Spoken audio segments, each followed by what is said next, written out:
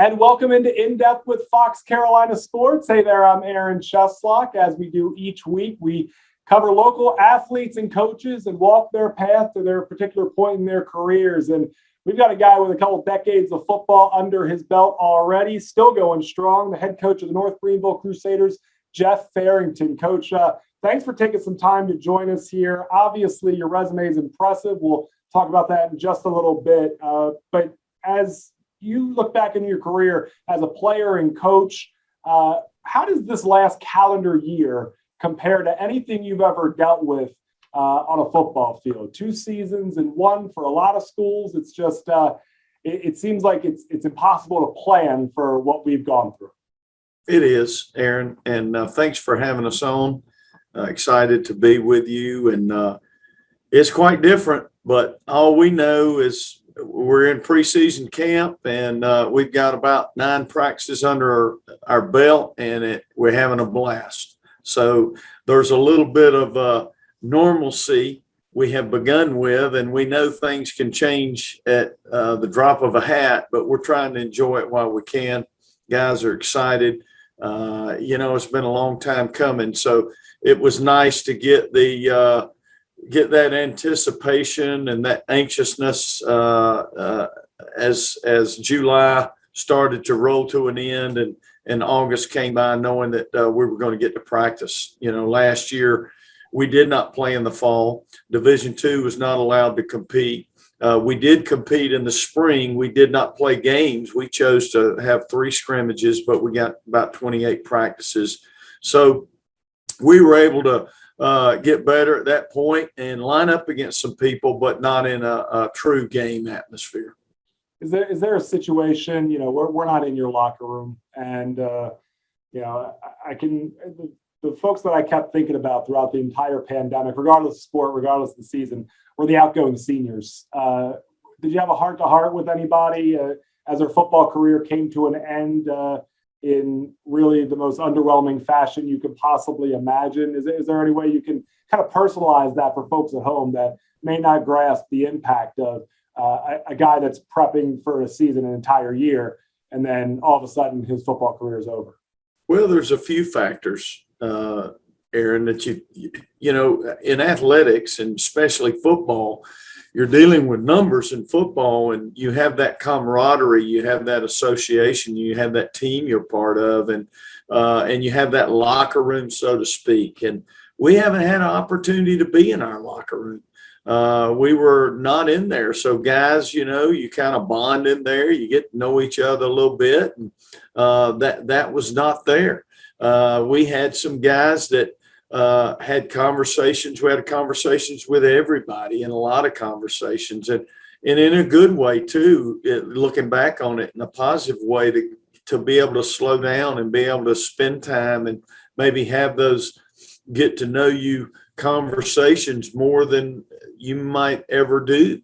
And but with those guys that had their final year, we have many of them that are still playing, and they're taking their final year now. Now, we have had a few that had to make that choice to move on, job opportunities. Hey, I've done it a long time. It's time for me to move on. I'm just not ready to continue on. I was counting on the fall of 20 being my last season, and it's just too much. It's time for me to take this opportunity. So those were your heart-to-hearts that you were sad for them that they didn't get to, experience that one last time. Yeah, I can only imagine, as a leader of men, the things that, you have to have those conversations, and it's tough all the way around. Obviously, we're a couple weeks from the season kicking off. Numbers are not trending the way we want them to be trending. What's the level of concern for you guys, or for you in particular, at this point, in terms of obviously keeping your team healthy is first and foremost, but making sure that, you guys stay out of a problem area where you can play each week? I'm sure you're doing everything you can to mitigate all the risk factors. We are. I mean, the guys have been great. It's like the old saying, you're herding cattle, and you're trying to do the very best you can. And we test them, and we're trying to encourage them to separate themselves as much as they're able to do. Students are back on campus, first day of classes tomorrow. So we're kind of moving into the next phase here at the university, where it's not just us or a couple of sports here. All the students are back. So, yes, there is a level of high awareness, and kids are going to be kids. They're going to want to associate. They're going to want to see their friends. We're just trying to encourage them to understand that, we're just trying to separate ourselves a little bit, not to say that we're right, but so we can move forward. And hopefully we'll be able to do this, get this past us. I'm sure we'll have a few issues, but hopefully we can navigate through it in a positive way. Yeah, and I think like the thing that a lot of folks don't quite grasp is that these are college kids, right? And they've been waiting their whole life to get away from home and socialize and be whatever clubs and their group of friends. And, with COVID, that throws a major wrench at that. And it's certainly complicated from a lot of different areas. On the field, put together playoff teams in the past at North Greenville. You're coming off a 3-7 season from the fall of 19. Where's the improvement been so far in camp? And what are some of the things that you guys still need to get sorted out before you guys kick off on the 4th? Well, we feel like we've made great strides dating back to last spring and throughout the summer. We feel like we've had a group that has dedicated themselves to a lot of time, a lot of commitment, a lot of hard work, raising their football IQ and improving their skill set, not only in athletics, but really working hard academically and as community leaders. So we've been pleased with that. But when you go back and look at 2019, that's so long ago. I keep saying last season, but really it's 2 seasons ago. So who knows what we'll be like, or what anybody's going to be like for that matter. But we feel like we were in a lot of ball games, and we just needed to finish those games. We had a lot of critical plays at different times, and we got to find a way to be successful in those plays to maybe enhance our ability to get ourselves over the top against some quality people. And each game, it's a fine line with being in them, having a chance to make that play at the end, whether it's offensively, defensively, or special teams.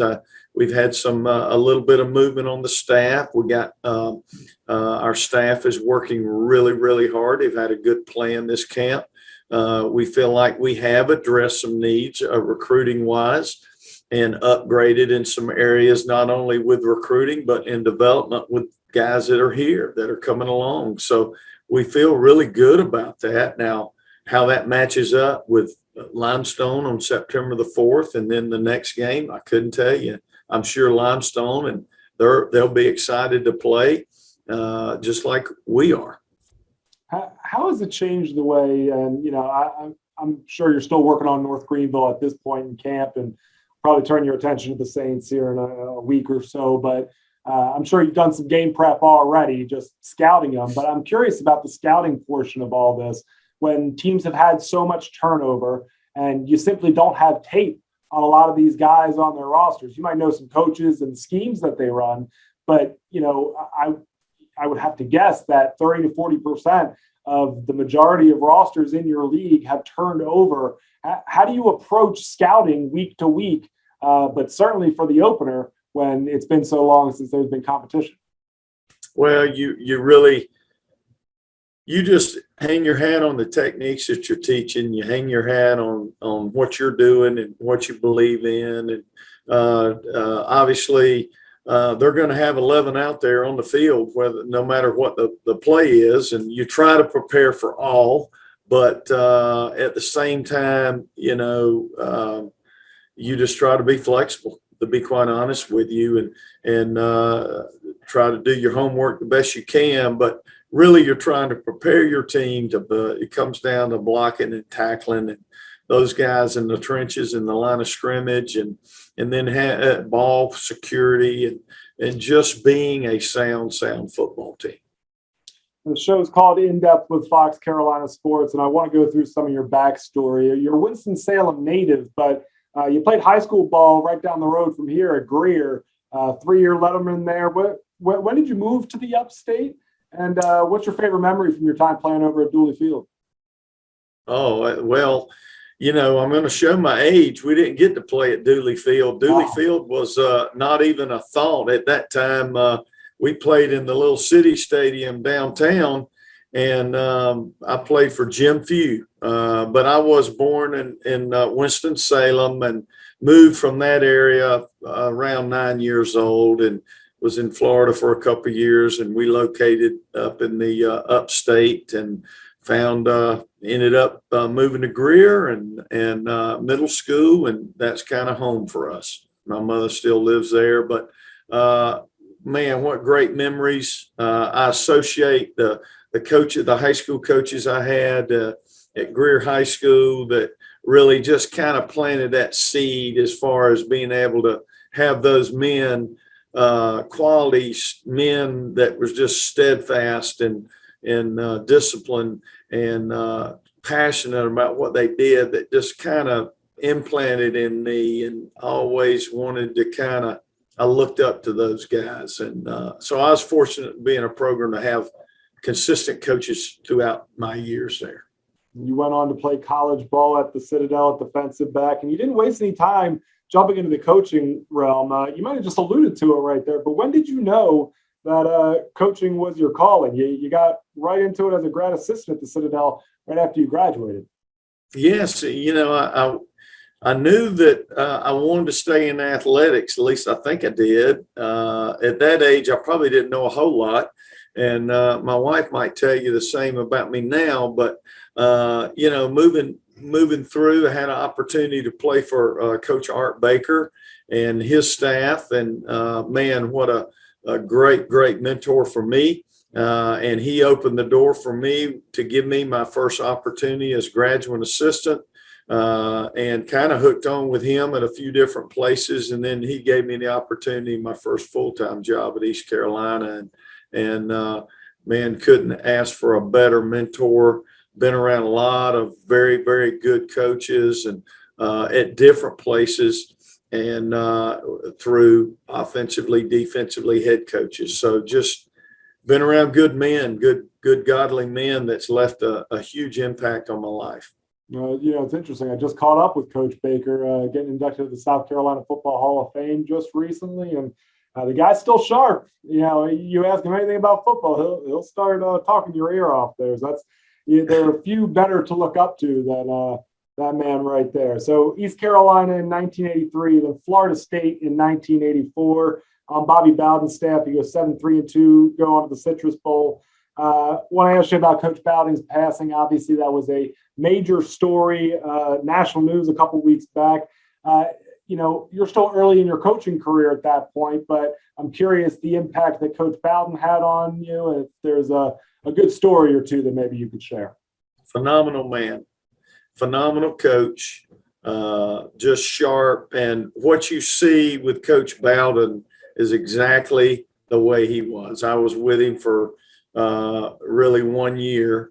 And, I just tried to do my job and not be noticed by him. I was a graduate assistant. I was kind of Coach Andrews' GA his first year there. And I was just trying to put my nose down and do my job. But Coach Bowden was always in front of those guys. He was always very, very well respected. And when he walked in a room, you knew he was there. He just had that presence about him. He was always genuine. He was always honest. But more than that, he was a great, great competitor. And I always loved hearing him speak to the football team. And he just had that presence about him and could command their attention. And what a great storyteller, as well as I'm sure you've heard him tell stories, and just a genuine man. And my heart goes out to their family and Tommy and Terry and their family.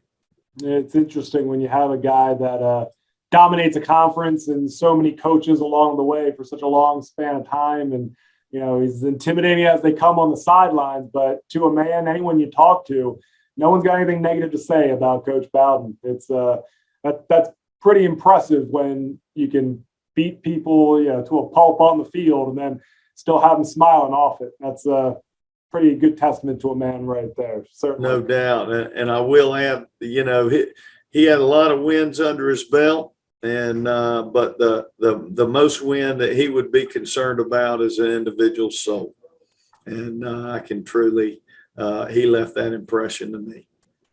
Yeah, a lot of coaches on his coaching tree, and so many of you guys have had success along the way. Moving on in your timeline, defensive coordinator at West Georgia College. It's, I guess, your first big time coaching job at that point. You go on the same position at VMI for another 5 years there, 97, 2001. Then you go over to Furman under head coach Bobby Lamb from 02 to 2010. You go with Coach Lamb to Mercer, helping kind of restart that program there, which had been dormant for 50 plus years, if I'm remembering correctly. I'm curious how influential Coach Lamb was on your career and the coach that you've become. And I'm curious your thoughts on him taking on a similar challenge over at Anderson now, who's starting up the program from the ground up. For folks that are skeptical of whether he could do it again, what would you say, perhaps to give them some confidence that Coach Lamb's done it before and he can do it again? Well, they've hired a quality individual and a heck of a head coach. And Bobby has been very successful everywhere he's been. He's been in the upstate for a lot of years since he left Commerce area of Georgia and went to Furman and played there and coached there, and then went back down to Georgia at Mercer and was out at actually with Coach Napier out there at Louisiana College, Louisiana University, and then got the job at Anderson. So really pleased for him. They're getting a heck of a guy, a great competitor. He's got years of experience under his belt, great offensive mind, and just one of the finest guys you'll ever meet. So I owe him a lot to he actually was instrumental in me coming back to the upstate in 02. And actually, before I got there, I was at East Tennessee for 5 years. And so it was East Tennessee, and then I came down with Coach Lamb. So I know my mother was very happy that he was able to take a chance on me and hire me on his staff. I'm sure that in battles, you're a great defensive mind. He's a great offensive mind. I'm sure there were some battles in practice there. But what were some of the things that you took from him just in your preparations of becoming a head coach that maybe you still use to this day? Well, he was very personable with his staff. He was very personable with his players. Coach Lamb was going to make a decision and he was going to live by it. He wasn't going to second guess it. He just had that, he was a quarterback, and those quarterbacks, they walk around like quarterbacks, and they know that the team responds to them, and he has that about him.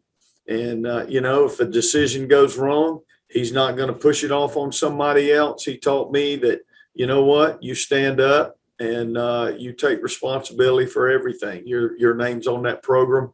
Good, bad, indifferent, you take responsibility for it. And he certainly did that every day and allowed his coaches to coach. He was a great family man.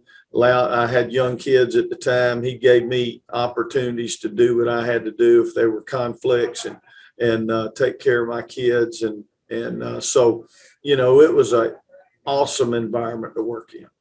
And, just to put a bow on it now, your 7th year in North Greenville, since 2013, made the playoffs there in 2016, 2017. I just want to get your thoughts on a couple national stories that are going on around the world of college football. Obviously, the entire world, not just in the sports bubble that we all kind of live in, has gone through major changes in terms of COVID and the impact that it's had. But, off of the COVID subject, college football in particular, college sports has really gone through a major transformation over the last 6 months or so. You look at things like name, image, and likeness, the transfer portal, major conference realignment on the horizon at the Division I level. When you look at the entire sport, and as we just talked about, a lot of different places at different levels, what's the biggest change to the sport out of those that I just mentioned, or maybe one that I didn't mention? Well, I think what you're finding in athletics is no different than society, and in business and in anything, there's changes, and changes are good. Changes are growth. Changes are productive. Might not agree with all the changes. You might see them as indifferent, but things are changing. You're trying to keep up with the youth. These guys are coming in, and the technology is unbelievable. The young coaches, how they can handle technology, and the data that can be interpreted and put out, and even coaching techniques, and how the game has changed, and how you plan practice, and how much you can get done in a shorter period of time, or training in the off season. So everything's just elevated. Yes, I'm a traditionalist, so I have a hard time with conference realignment and things like that. But at the same time, I know there's a bigger picture out there, and it deals with, for the FBS, I'm sure, with television contract exposure and, money, and as things grow in that area, and the name, image, and likeness, that was just a matter of time that's going to happen. So I think what you're seeing is coaches are, instead of fighting things like that, they're embracing it and trying to see, okay, how can we make it in a positive way and impact these athletes, whether exactly try to get on the same page and allow them to keep things under wraps, so to speak, and do it the right way. Let's see what we can do. But it does. It is, things are changing, and that's part of it. The game's change is still blocking and tackling, and teaching techniques, and having that camaraderie, but you're just trying to stay up, be abreast of what's going on, and learn, because, we're all unfinished product. So the more information that we can learn and open our minds to things that can help our profession, that's only going to allow us to reach more people. We're trying to make these young men good husbands, and good fathers, and community leaders, and go out and be leaders one day. I'm curious in particular on the transfer portal, because you've been in Power 5 buildings, FCS buildings, Division II buildings. That's the one thing that I think really affects everybody, perhaps in different ways. And what I mean by that is that if you have a Power 5 school that believes they're just a couple pieces away from getting to the playoff, instead of going on the recruiting trail, they can now go to the transfer portal, which is, for lack of a better term, kind of a poor man's free agency is what we're entering. And that really trickles down to all the other levels, because then recruits aren't getting opportunities that they thought they were going to. It affects the FCS level and Division II and Division III level. Do you agree with that? Or what do you think some of the ramifications of that kind of process, because we're seeing it more and more? Well, do I agree with it? Probably not. However, it's here. And so it really doesn't matter whether I agree with it or not. On my opinion, I was in a different era. But it can get frustrating, but you have to look. I believe what you're finding out, a lot of these schools, we're no different. Even, Division II, FCS, FBS, it's a year. You're setting your team up for that year, because you're not saying 3-4 years. You're going to have a group that you're trying to develop, but you're setting your team up for a year. So it's almost like an NFL roster, so to speak. And there's no salary cap, but there is moving and shaking. Now, I'm not quite sure how it works for Division I with the APR that they have to meet. Division II does not have an APR. It's a little bit more transient with your partial scholarships at Division II. Division I, it seems to be pretty transient right now, and I'm not sure how that affects their APR. I'm not in that world, but I'm sure they have people that work all that out. They handle that, but it seems to look like for those guys that it's year to year. It's just what you said. These are our needs. We've got to get these needs fixed. If we can get a guy that has some experience under their belt versus relying on a freshman coming in, depending on his talent level, then maybe this is our best option. Now, unfortunately, you have some guys transfer up too, and they're automatically eligible. So unfortunately for us. Yeah, exactly. And again, I see the trickle down effect to perhaps the high school level. And I think about, the last two classes in particular, they're just, an extra year of eligibility due to COVID. And then the transfer portal opening up, there's just fewer opportunities for those kids to succeed. So I don't know what the solution is. And I'm sure long-term things find a way of working themselves out. It's just times are changing and they seem to be moving at such a frantic pace. It's it's tough to keep up with, to be honest with you. Let's go on some lighter subjects here. As we get set to wrap up, what's the moment that you fell in love with football? Was it out on the football field playing? Were you watching somebody on TV, a big hit, big completion? Can you pinpoint the moment where Jeff Farrington turned into future head coach Farrington? Boy, good question. I think of being a little kid, sitting in the living room, or I guess it was the living room, whatever room we had an old TV in that you had to get up and change the channel. And they had the Green Bay Packers and Jim Taylor out there, and I'd watch them run a play, and I'd run out in the backyard with my football and my jersey on, and I'd play that play. Then I'd run back in and watch another play, and I'd go back out and play that play. And I guess that's always stuck with me. And we had this conversation, my wife and I, not too long ago. I said, it's like we were somewhere and I was watching an old dial clock tick on the wall, and it was ticking. I was waiting for something to be over, and I had to sit in a waiting room, and it was like I was there forever. And I said, it reminds me sitting in school, and I'd be looking outside. I was supposed to be paying attention to the teacher. I was just looking at that clock to hit 3 o'clock so I could go out and play ball.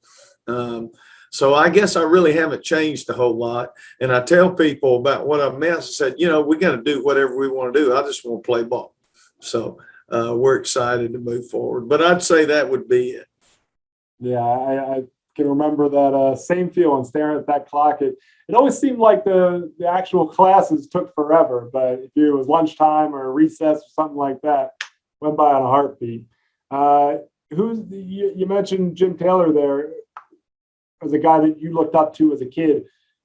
If you were going to tell, and you can pick any position group you'd like here, but guys that are playing either big time college football or in the NFL right now, who are the guys that you're telling your players, if you're going to watch somebody in terms of fundamentals or how they run the ball, how they go, try to high point a ball at the receiving position, who are the guys that you're using as role models for your kids to study?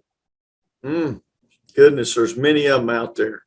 And I'm probably terrible with names because I get so caught up with our roster and what we're doing.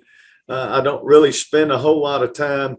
I try to, instead of naming individuals, I always try to go back to guys that the game looks so smooth to them. And I always try to pick out the guys for them to watch that obviously they play with passion, but number one, they have great, great footwork, whether it's a quarterback, whether it's a receiver, whether it's a linebacker, or whether it's a lineman. They can move their feet, and they move it so well, and they have such good balance that you don't even notice it. Best player you ever played against or had a game plan for? Best player you ever saw on a football field? throughout your time in the game of football? Ooh, well, we did have to play against George Rogers one year at the Citadel. So he was very big, very strong. You did not want him going downhill at you because that was not good. But that was how he ran, was downhill. Did you have a moment where you had to square him up? Let's just say I squared him up from the side. I might have, maybe it was an assist. I might have thought it was an assist, but the coaches might have said it was a jump. I jumped on the pile at the end of the play. Well, look, you're obviously wiser now than you were then, but at least you had a little bit of wisdom. Exactly. I would say him. I would say the guys that come to mind, played with Stump Mitchell at the Citadel, got a chance to watch him play, was a GA at East Carolina with Ernest Biner, and was a heck of a running back. Ernest was a running back for us. And there's probably some others that I'm not thinking about, but really had an opportunity to be around a lot of talented players, had a couple of receivers at Florida State, and Jesse Hester and Hassan Jones, and cornerback Marty Mayhew was a redshirt freshman that year and ended up playing, winning a Super Bowl ring with the Washington Redskins, I believe. So a lot of guys, a lot of athletes, too many to mention. You're still in the thick of your coaching career, but do you ever have a moment to take a step back, maybe in the off season, just kind of look back and think about, you've seen some pretty cool stuff already. And I know that, you're likely nowhere close to done, but when you have this much success and you've been so many different places, seen so many things, do you have any time to reflect? I feel like football coaches are just, you guys are all just conditioned to just always look at the next thing and not take a little bit of time to reflect. Yeah, the only reflecting that's still, we're looking this year, but like I said, the last season we competed, we were 3-7. So, you always think of that and what's next, and you want to improve. And I really don't spend a lot of time with my family and my wife. And of course, she'll tell you, I need to go to work. We've been around each other enough the last 2 years, and she's a old ball coach too. So we need to get to working. And so it's been good, but no, really don't. Just kind of do the deal. And as coaches, you live in a bubble, and people tell me what's going on in the world, especially when camp gets going and you got this and that. And I was like, really? What day is it? This is going on. I had no idea. Because you're just in your like Disney World mode. You're just to eat up with it. Well, you'll have time decades down the line to look back on it. It is a pretty cool story. Two more from me. The best piece of advice you've gotten in your time coaching, and I guess I would, with the caveat of, what would you tell a future coach if they wanted to get into this profession? Probably the best piece of advice that I was given as a young coach is you take that job and you coach that job like you're going to be there the rest of your life. In coaching, like many other professions, you have aspirations, but the thing about the coaching profession to me is, I tell people I've never worked a day in my life. And the closest to it's when you lose a ball game because you just don't, nothing looks right. But at the same time, you've got to work that job. You got to take it and you work it to make it as much better than how you found it. And where if you were to leave it in whatever circumstances to someone else, that, you feel like you've left it better than how you found it. But just to be able to work that job, not be looking for the next job, but it's an honor to have those players and parents to entrust you with their young men, and it shouldn't be taken lightly. And they're looking to you, they listening to you, they're following you. You might not think so, and I've failed them many a time, but you have that opportunity, and Lord knows you don't want it to pass you by and not influence them in a positive way. And so that was great advice to me. The other thing I'd give someone that's thinking about coaching is it's not a 9-to-5 job. You got to be passionate about it and be willing to lose yourself in it. However, you don't want it to dominate you. It's not your identity. It's what you do, but it's not your sole identity. Final one for me, and this will be a little open-ended here. You can take it however you want to go. North Greenville season will be considered a success in 2021 if North Greenville season will be considered a success in 2021 when we line up September the 4th. We play, and our guys are locked in, and we know we walk off that field and they've given us everything they have. And then we're able to regroup and do it again. And we are able to play a 11-game season. And obviously we want to advance into the postseason and advance there. But first and foremost, as long as we give all we got, it'll be a success. A lot of folks think it's coach speak, but the more and more college football coaches I talk to, it really is a 1-game season each week, and you guys truly believe and prepare like that. The Crusaders open at home in under the lights against Limestone on September 4th. We're going to have Coach Turk on this show as well. You got any message you'd like me to give him? Take it easy on us. They played 5 games in the spring. No, he's doing a good job with that program, and we're excited to line up against them. What a special time. We got 2 programs at about an hour apart right down the road, and certainly respect them and what they're doing up there. And I know that the programs in other sports have been kind of rivals and at one time or another. So it'll be good. Normally we've opened up when we were playing at home on Thursday night. So this year we want to keep it on Saturday. And we look forward to hosting them. Yeah, it should be a fun atmosphere. And I do think, it has all the makings for a budding rivalry. So I think that's good for the upstate as a whole. Just, little extra flavor in any kind of football matchup that we can get. It's head coach Jeff Farrington. Coach, I certainly appreciate the time. I wish you all the success in the world this season. And here's hoping that there's significantly less speed bumps than what we've been accustomed to over the past 18 months. Thanks so much for making the time for us. Yes, sir. Thank you, Aaron. Head coach Jeff Farrington, I want to thank you for joining us here for In Depth with Fox Carolina Sports. We have another great episode for you next week. Have a great one.